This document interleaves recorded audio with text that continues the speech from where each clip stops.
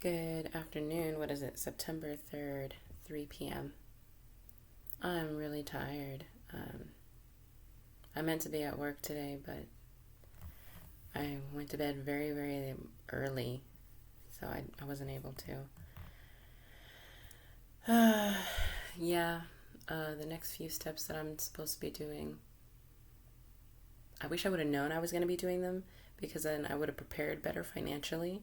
So I'm pretty SOL at the moment. I'm not very happy about that, but um, perseverance, and I'll be absolutely fine.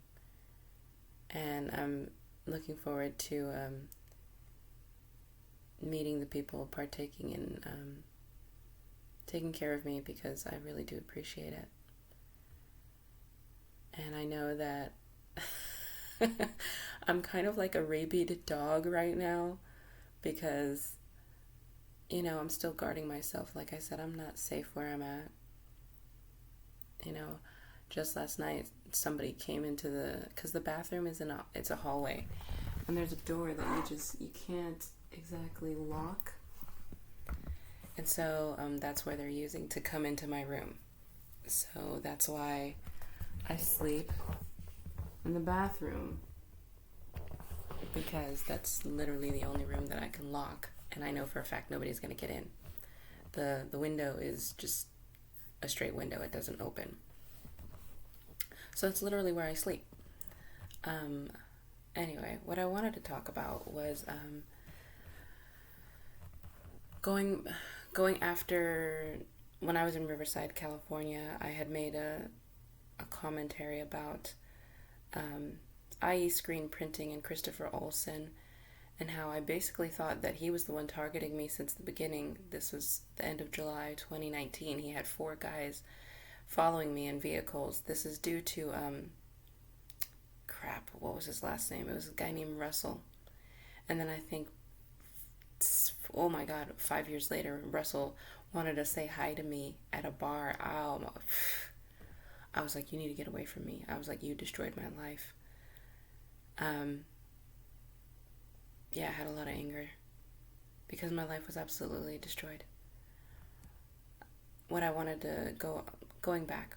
So I said, I thought it was, that's basically what I thought it was. I thought Russell had gotten this business owner, which I'm pretty sure he did, to harass me. And the guy hired 4 people and it took him about 4 days to find me because I didn't think I was being followed. And the last day I realized I was being followed, but my car was parked outside, so I couldn't really hide my Mitsubishi because my Pontiac was in my carport.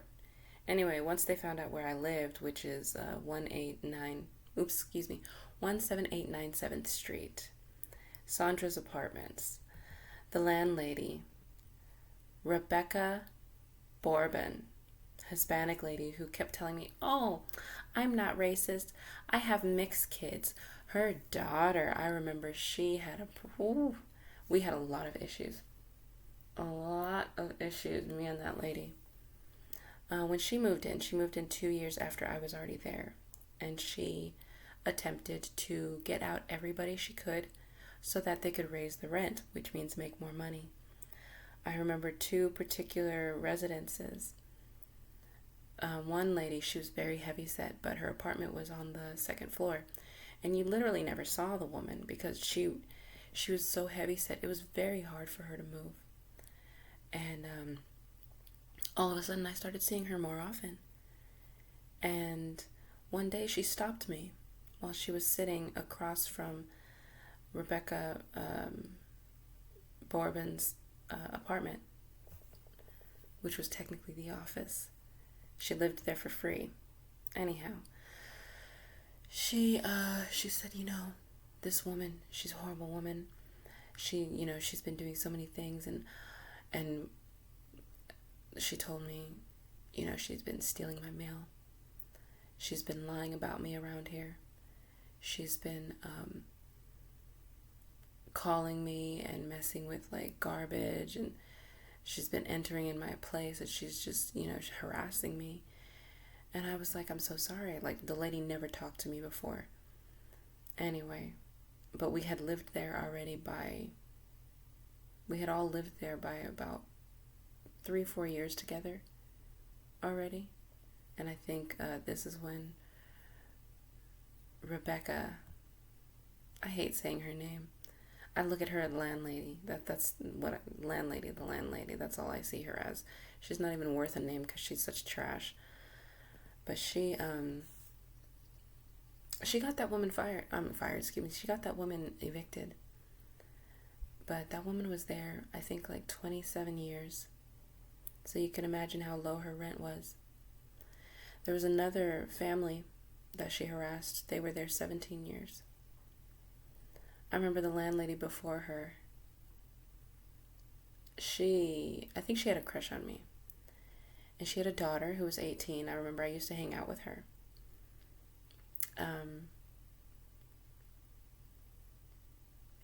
I remember when we met this guy. It was a white guy. He was so sexy to me. He had all dreadlocks. And I had gone out with her to downtown Riverside. And he had a crush on me because he could tell I had a crush on him. Everybody was all about him. He was sexy. And, side story. And I remember he started making out with her.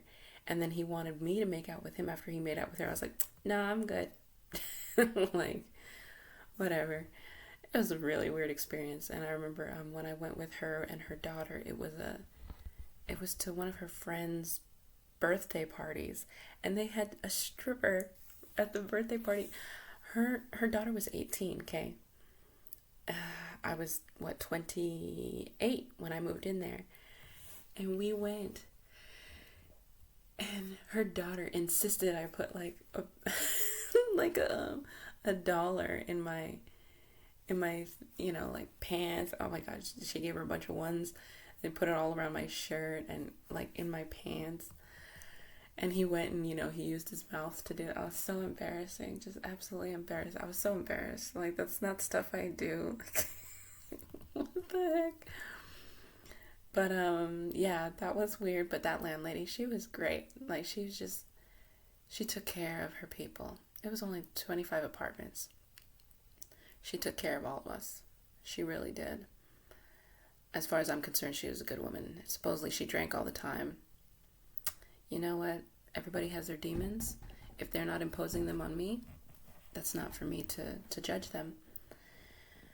And I remember the owner one time was talking real mean to her. I didn't know that he was the owner of the apartment complex. And I walked out and I heard how he was talking to her. I said, excuse me. I said, don't talk to her like that. And he said, I'm the owner. I said, I don't care who you are. I said, don't talk to her like that. She doesn't deserve to be treated like that. So don't do that. And I said, you're also in public. I said, why would I want to live here if I know the owner is this disrespectful to people? And his whole demeanor changed.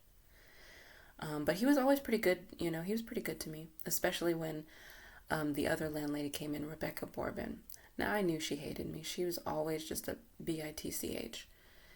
And after July 2019, when the whole thing started happening with being followed by Christopher Olsen's whatever, and then when I approached him 4 weeks later, then I was being monitored by Jurupa Valley Police, Riverside Police Department, the public, not the sheriff's department, I don't think, because I remember I requested an investigation and it got real quiet.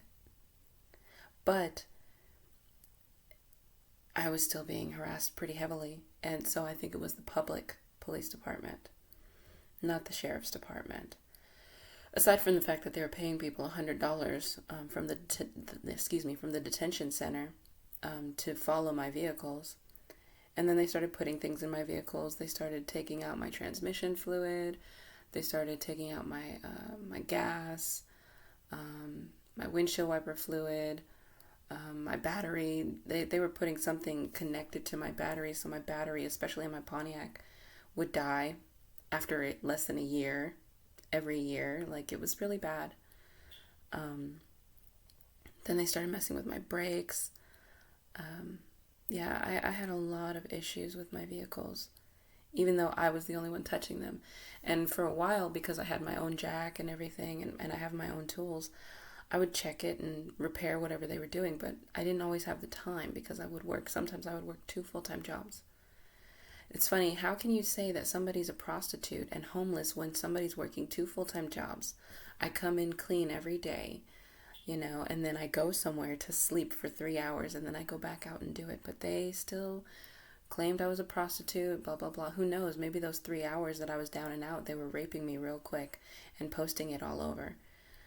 I know that they were constantly in my apartment. I changed my lock probably 4 times without giving the key to the landlady. And as I said in another one of my videos, I would wake up to people literally closing the door and locking it right in front of me. Sometimes I would wake up and my cats always slept with me. And the cats would be on the other side of the room. Probably because I was being raped right before those people left. I should have got a dog, but we weren't even allowed to have the cats. She tried to get me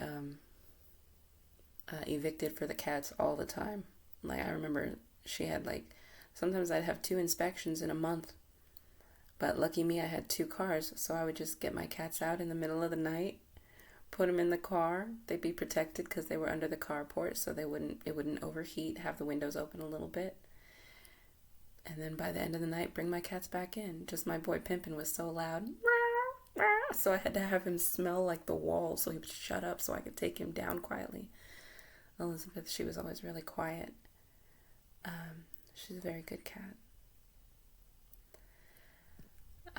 So I know that they put stuff in the walls in my apartment. 206A was my apartment at 17897 7th Street, Riverside, California.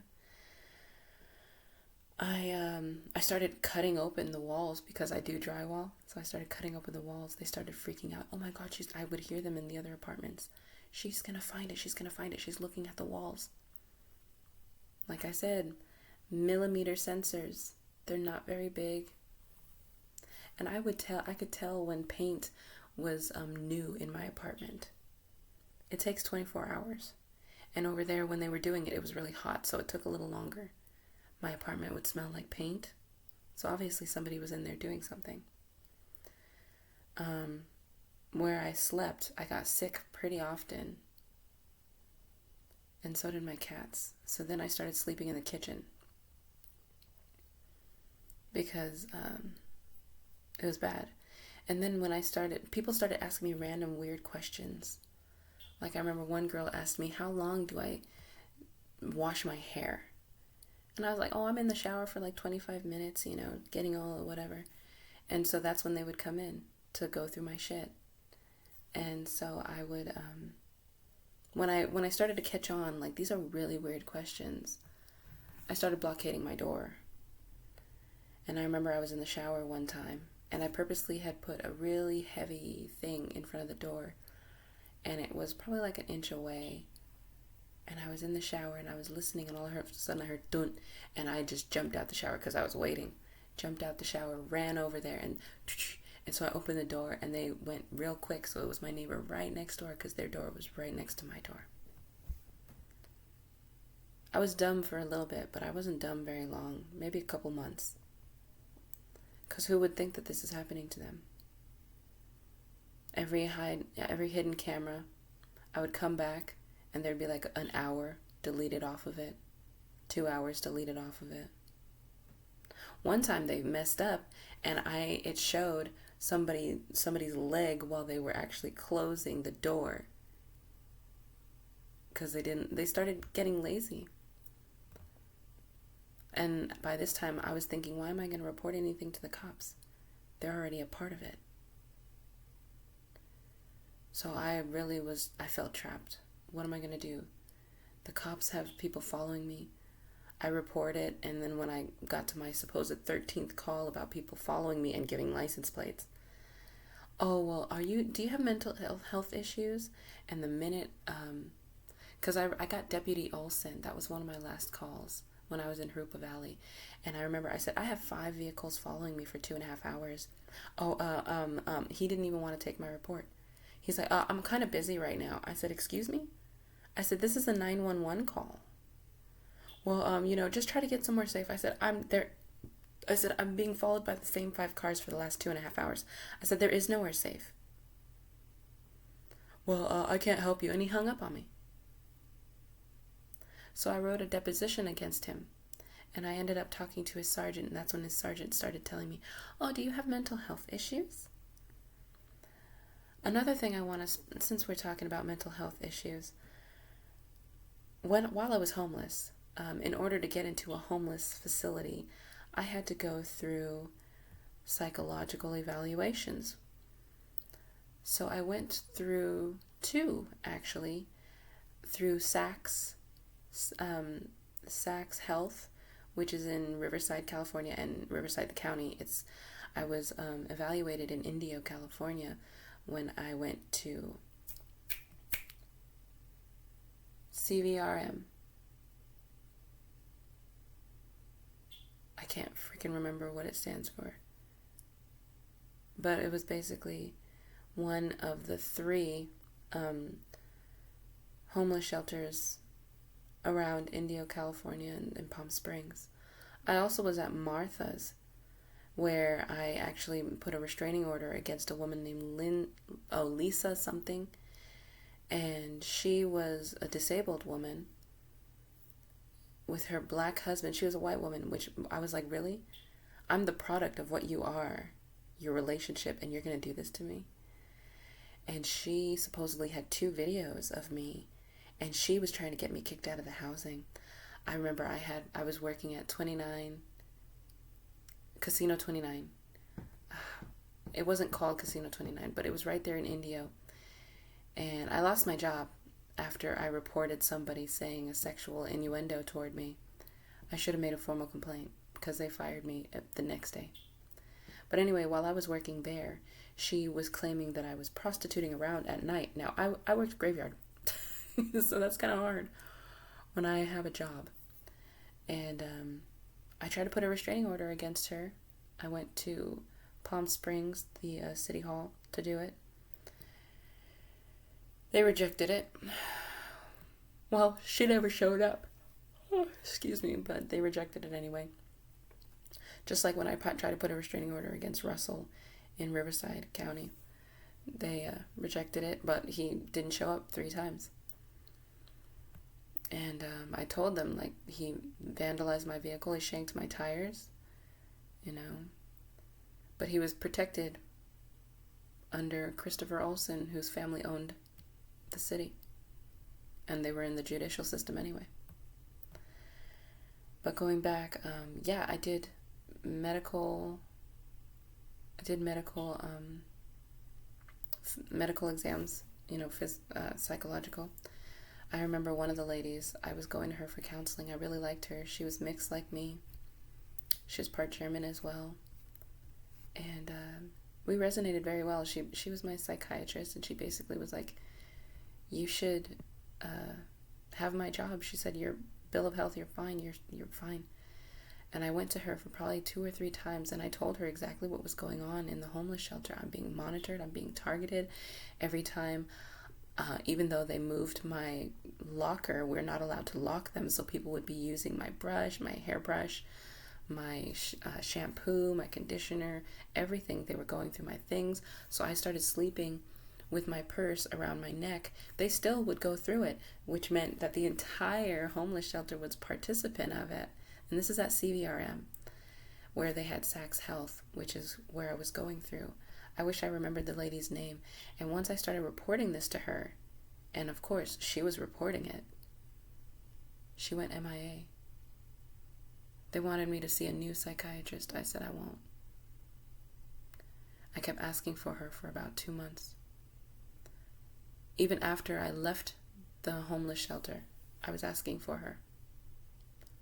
I don't know whatever happened to her. And I hope she's well. I hope she's okay.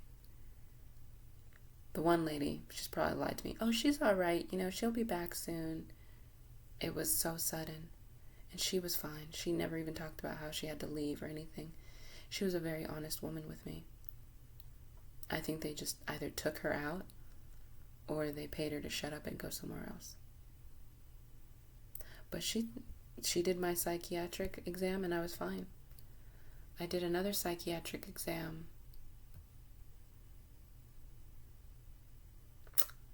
a year prior, and that was, I believe that was for Path of Life in Riverside. Again, I was fine. So, how am I classified okay when I go to these homeless shelters and go through their psychiatrists, but then miraculously somebody claimed I wasn't? Not just that, I don't have any like medication for schizophrenia or anything. I don't have any of that. So definitely they had to have forged documents to claim that I'm mentally not stable. But as I said, when I was in India, for 4 months I was at that shelter, and then I ended up back on the street for a bit, and I ended up at Martha's because it was supposed to be a better idea. And then Lisa started harassing me, claiming she had 2 videos, and she showed these videos, and I believe that they were probably videos that were taken in my vehicle, because my most recent ex, and I literally were living in my vehicle. So yeah, of course we had intercourse there. Of course, I was intimate with him there. Of course, at times we were not clothed. That's where we had to dress. That's what being homeless in a car is. And I knew that I was being monitored. I just never knew where all the cameras were. But then, I think that they were where the speakers were for the vehicles, which were down so that they could elevate upward. And then it was weird, like, I had a DVD player in my 2003 Acura right now, and for some reason my ex took the CD player thing out, and it just went MIA. What the hell? I don't know where the hell it went. In my Pontiac, yeah, I could see a camera in my little, in my speakers that were on the doors. I could see the cameras. So a lot of times I wouldn't, when I realized it, I would be in the back seat getting dressed or something.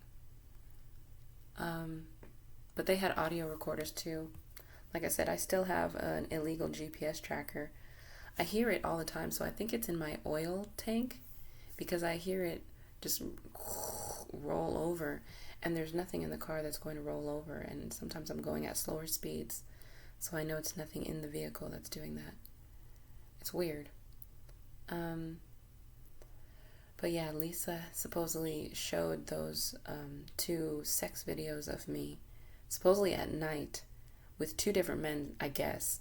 So the only 2 different men I could think about would be the one I shall not name, my construction boss, and my ex, my most recent ex, because that's when I was really living in my car, and those were the 2 people I usually, had intimate relations with in private. I thought sitting on the floor hurts like crazy. It's hurting my bootay.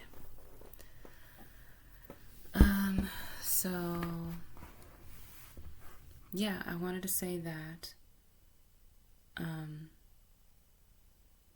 my Toshiba that's damaged and my HP are still in my storage unit. If FBI wants to go in there and check them out. I don't recall my lock number for it. I have it somewhere, but to be honest, off the top of my head, since I haven't unlocked my storage unit in a while, I really don't know. Speaking of that, I have to pay for my storage unit by the 9th this month.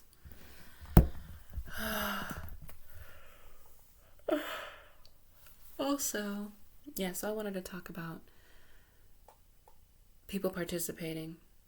Rebecca Bourbon, definitely. Oh, people keep saying best friend. Jesse Diaz, he saw me as his best friend. Mateo according to him, he's been left out of the loop completely. I'm not so sure because he was in security, and I had Allied Universal was stalking me a lot in Riverside. And then they started to move their way to Indio when I moved to Indio. And then when I moved to Arizona, now, within months, I started seeing Allied Universal following me out here. So I think they're a whole gang, abusing their powers and security. But as I said, the East Side Gangsters in Riverside, Christopher Olsen and his family was a participant in that. Where else did I live? I had a friend, Dominique Williams, I believe her last name is, and I think she's living off of something because supposedly that's an address that's on my credit report right now. But I've never lived there. So, and when it's downtown Riverside, she was my only friend that I knew of that lived in downtown. So that's really sad that her and her husband have done that to me. I really trusted them. The few African American people that I really trusted. Because in Riverside, some people, unfortunately, are a larger class of a different race that just do stupid crap. They weren't like that in Apple Valley. The African Americans, very different. Who else? Jennifer. Jen.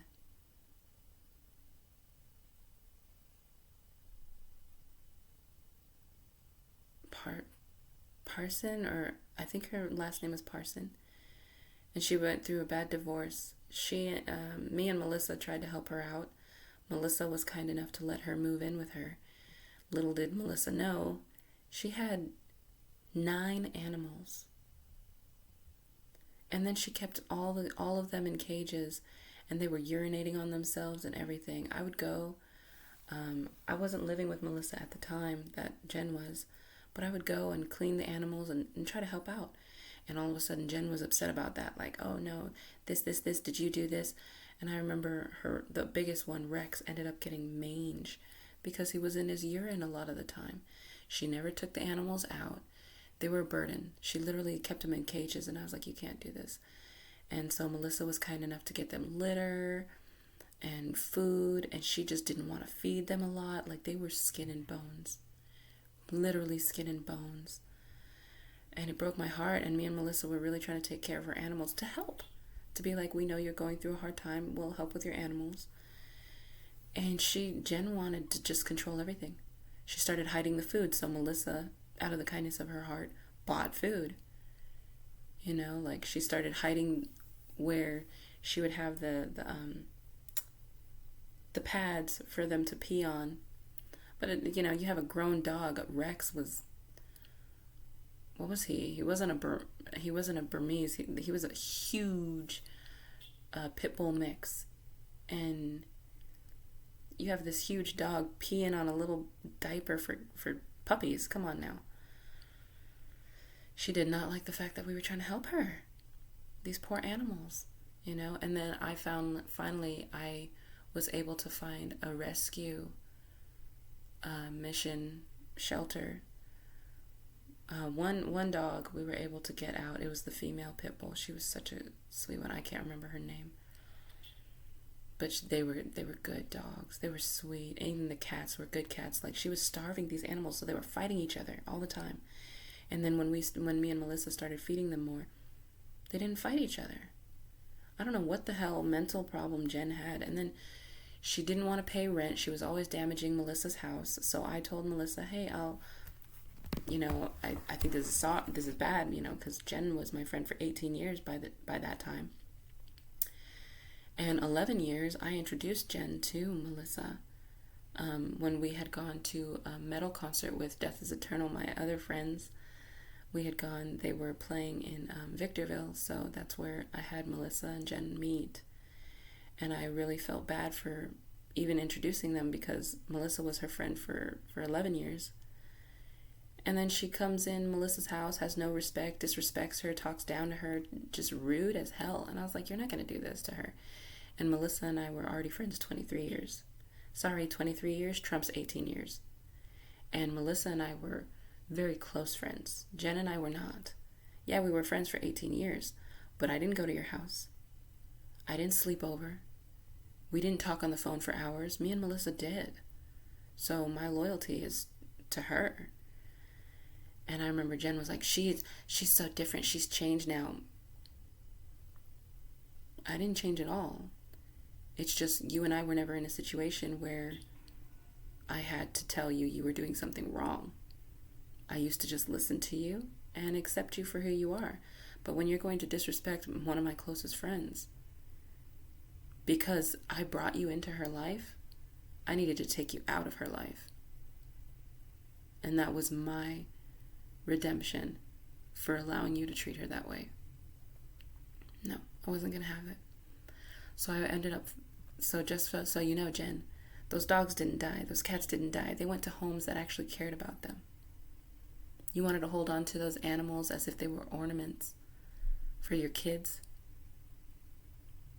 Your kids were already with baby daddy. Those animals needed to go. That's why you had nowhere else to go afterward, because, there was nowhere. Nobody's going to take you with 9 animals. You couldn't even take care of them or yourself.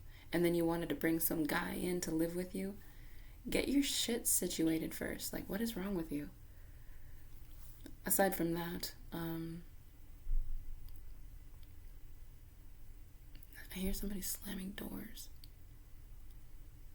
Aside from that, I don't even know where my purse is right now. But like I was saying, aside from that, Jen, she's just, like I said, she was disrespectful for no reason, treating people like crap. So I ended up getting the eviction notice and everything, because I was like, you're not gonna do this to my friend, I'm sorry. And even when she was moving out, she was like, because I told Melissa, I was like, yeah, get the cameras. And I said, just put them in open areas. But Melissa already had the cameras. So, Jen hid a camera on the way out. And I was like, well, you could take it to small claims court. And when Melissa had to do a little bit of work, oh, no, never mind. But she wanted to complain about everything that happened. But she owes me money. Then go to small claims court. Anyway.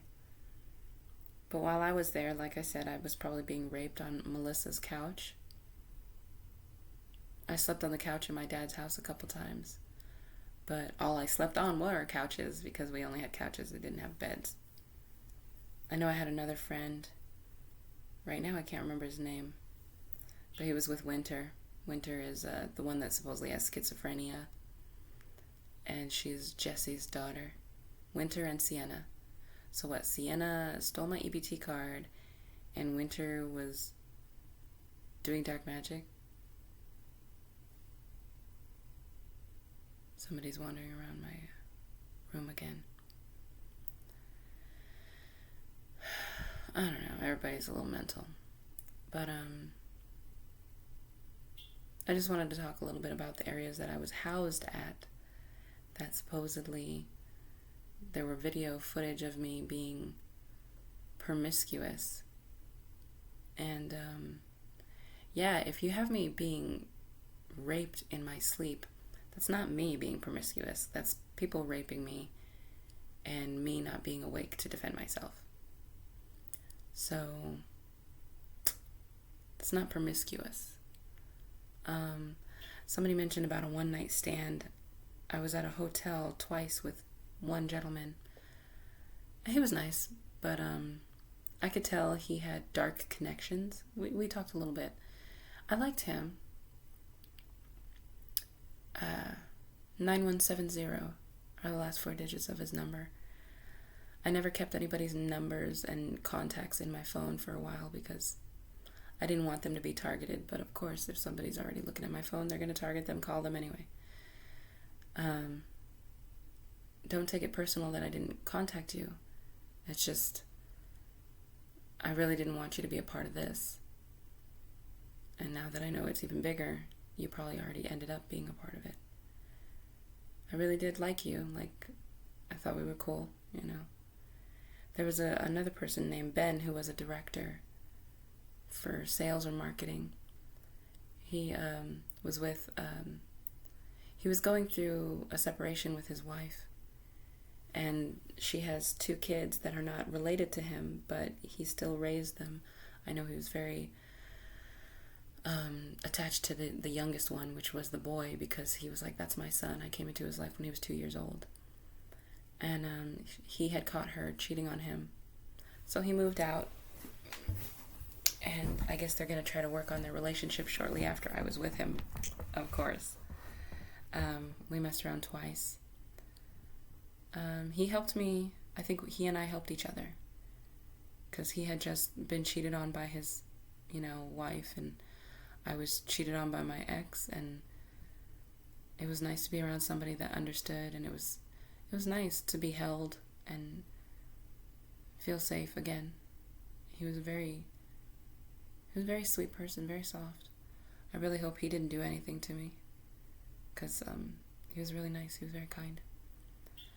There's another gentleman I met, but we just talked. He lives in California, I believe, Santa Monica. Alvaro. I really like him. We were cool for a while, and then you just went MIA. Supposedly you were busy with your father, but I don't quite believe that. Again, I know. And when I told him everything, he was like, I'm not afraid. Well, I think you're afraid now, because I think you know the extent of everything now. But I hope you're okay. I hope nothing happened to you. Anybody who wants to try to tell me anything, don't. I know a lot. And I told you I'm an information junkie. So through all of the information that I get, I, siphon through it, and I pick what I think is the most valid. And those are the things that I talk about the most on here, because there's quite a few things that I suspect, but I'm not going to talk about them because I suspect them. But there's others that hold more merit that I talk about. So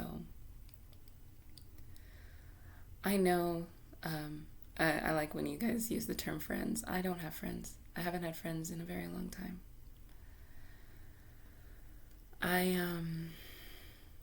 Somebody mentioned the name Joanna. Now that's going to be really sad for me if it's Joanna, because she supposedly met God and got married real quick a couple of years ago, and she was really willing to help me when I needed a ride one time, and I was just like, no, I'll figure it out, and I figured it out. But I really hope she's not a part of it, but who knows, maybe she did become a part of it so she can get some money and be able to get married and everything. I don't know. I just think it's so sick that everybody participated and it was all for money. The kind of person I am, and Justin knew I was never going to help him with anything. All of my money and beneficiary stuff, when I would get a job, the beneficiary was at Xavier. It was always Xavier. That was like my little son. So my brother knew I was never going to give him shit. My older sister, Jess, I wish you would have just had a heart-to-heart talk with me. I really would have loved to work with you. I remember when I was younger and I was thinking about starting a business, I was like, I want it to be a restaurant, a Romanian-German restaurant, the food. My mom was like, don't make me cook. I said, no, Mommy, you're not going to be the cook. You're going to be the manager. You can sit there, tell everybody what they need to do. And my dad, I was like, since me and my dad are the only ones that are musically inclined, he sings like me. He plays the bass guitar. I learned the piano. So I was a child after his heart, because we were the only ones. And he's left-handed, I'm left-handed, everybody else in the family's right-handed. I was like, Daddy can be the entertainment. He can play his bass guitar and sing every night. Julie can be the waitress. Jess can do the financials, the accounting and everything. I'll do, the management.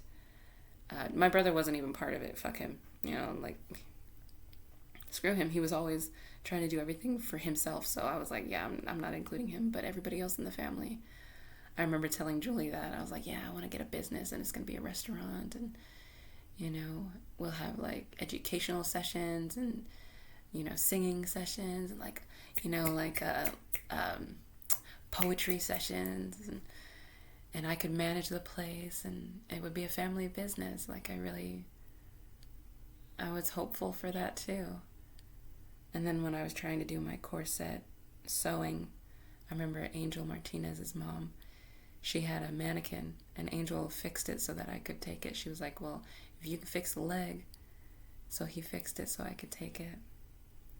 So then I started sewing. My mom got me a sewing machine. She refused to let me use hers. Yeah. And then that's when Julie messed it up for me. Started having fights with me, and then I ran. And that's when I was staying with Julian Black. And then I ended up going back to school, and I was living in my car. I was pretty messed up. For 8 months, I didn't talk to my mom. She had really hurt me. I saw a psychiatrist then, because I couldn't stop crying in class. I was so heartbroken by my mother's response when I left. She sided with my little sister who was damaging my car and, destroying my stuff over me. It was really hard.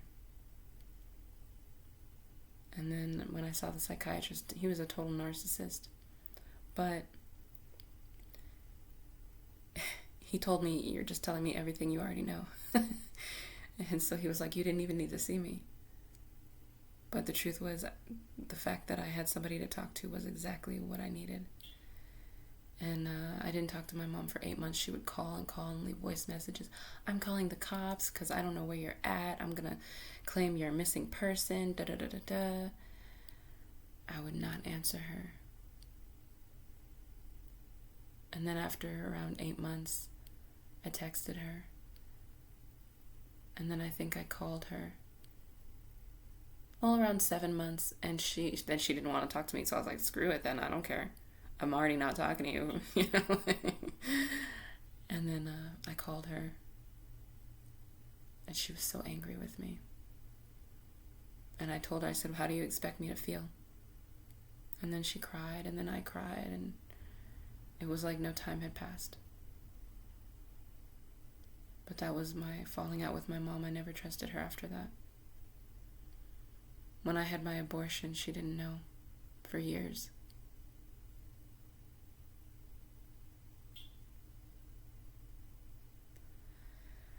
Well, I just wanted to share a few more tit for tat, supposedly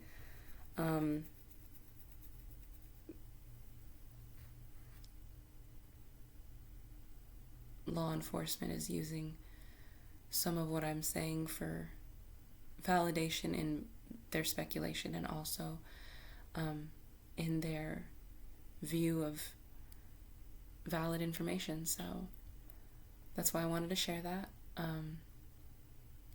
And hopefully it leads you guys to vindicating more of my trauma. And I just want to thank God and my collective, my grandma, my mom. They're always with me, and they always have been, and I miss my grandparents and my mother very much. My opa. Very quiet man, but also abusive. Like I said, the skeletons in the family, right? Oh, I believe I have 4 cousins. So I know Aunt Tina had 2 children. I think it's Sophie and Danny. And then my Aunt Angie had 3. The one that died, Gary, and then my female cousin in Greece.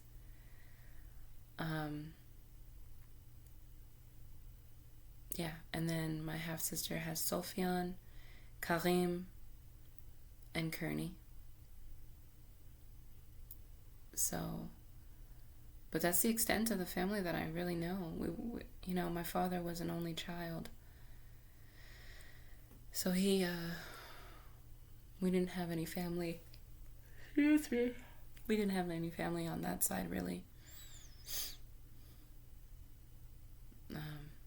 Like I said, Jason, my half-brother, he died when I was 17. My mom found the obituary, and she really wanted to find out what happened to him, and my dad was like, no. So I don't know. My dad never wanted to find out, which means I need to find out before I die. I need to know. His whole family died, and they were in the same obituary. So my mom speculated it was a car accident or something. I do want to say the people that do feel remorse and regret for everything that has happened to me and they were close to me, don't come to me. Right now it's dangerous, and if you are participating in trying to continue, don't come to me, period. But if you want to tell me anything, wait to tell me anything until there'll be a time. But please, I need you, the ones that feel guilty and want to do something about it, that are close to me, don't. Be careful. Protect yourselves. I will pray for all of you who I do believe mean well but didn't do well. Because people are planning deaths. People are planning setups for death. This is on a level that I never thought would be a part of my life. And I'm afraid for you guys. I mean, I'm a little concerned about me, but I'm still alive, even when I didn't know God was with me. And now that I know, you guys can't touch me. And if you think it's ego, it's not. It's just facts. Just facts. So, take it as it is. The reason you guys have ego problems is because you take factual information and you twist it in a perception that's not the factual information. Anyway, I'm going to stop this. This is almost 50 minutes. I don't even know if this is going to record because I'm in the room right now. Hopefully it does. I pray that everybody stays safe. Please be enlightened. Please, if you're a targeted individual like me, look into it. See if you have an inheritance. Find a legal attorneys that look into that. If you want to see if there were data breaches of your information, your emails, go to Pen Tester. Google it in the Google search bar. Pen, P-E-N, Tester, T-E-S-T-E-R. And put in your email and see if there were breaches. So then maybe you can look into that on your credit reports, on identity theft, and really look into it so that you can have somebody look into this as well. Don't give up. Yeah, there's a lot of corrupt people, but there's a lot of people that aren't too. And those people, we really need to stand up. If I'm standing up after being raped, violated, mocked, publicly humiliated, online, in real life, and I still can do it, you can do it too. And for the people that say, you get it, you know what I've been through, no, you don't. Please understand you don't. What I have been through, you don't. But I appreciate you trying to empathize. What I've been through is beyond hell. It's chaos. And what I have been introduced into now learning about it is the exact same thing. It's chaos. I wouldn't wish this on my worst enemy. I really wouldn't. All I wish on my worst enemy is karma. Equivalent exchange. What you did to me, I want done to you. And as I said before, I don't think a lot of you guys are going to survive it. Whether mentally, spiritually, or physically. It's not for me to decide, it's for God to decide. It's for my ancestors to decide how you get through it, if you get through it. But there are some that I'm praying for that you do get through. Because this is the awakening before the end of our society. And we need to act fast. All the people that actually have power, that actually have offices, that can make a change, please act fast. Because you're still going to be alive in 2032. This affects you too. Bribe money isn't going to change it. Blackmail isn't going to change it. You all will also be a part of it too. Your children will, your aunts will, your sisters will, your brothers will, your best friends will. Let's start honoring our oaths. And for the men and women that really are and that are looking into this, thank you. Thank you so much. I am absolutely indebted to you. Thank you for doing your jobs. All right, now it's actually over 50 minutes. Hopefully it goes through. So I hope everybody takes care.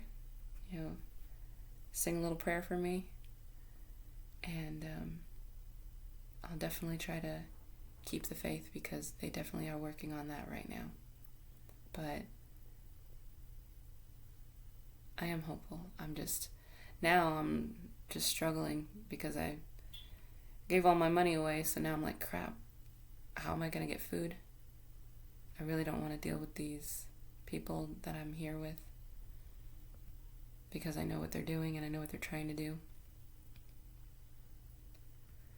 But I guess that's my test as well. I'm really tired of being tested. Anyway, God bless and take care and keep your eyes open.